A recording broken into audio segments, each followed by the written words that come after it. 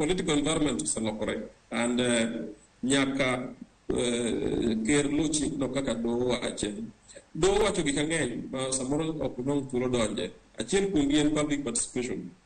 Ok ichiew gokinyi tilando ni in gi vacancies, in gi thuolo mar dhano 23. Aya to kiny ne ji ose apply mar okawo thuolo mar 23 to kiny ne kichiew tigolo i appoint dhano 50.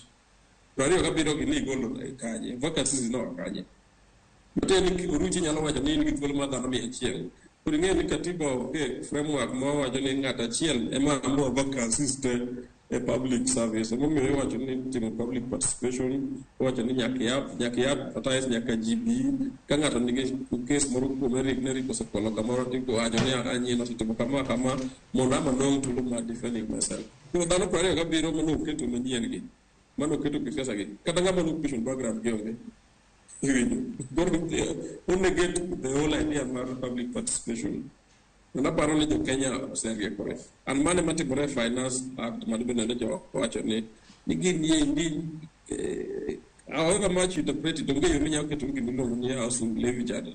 Chaki wacho ni oken tax. Ado kiluonge ni tax chaki wacho ni oken compulsory. You know that's confusion magi kelo mang'eny gero. Manda pano bono mutuli wa discuss chieng' moro.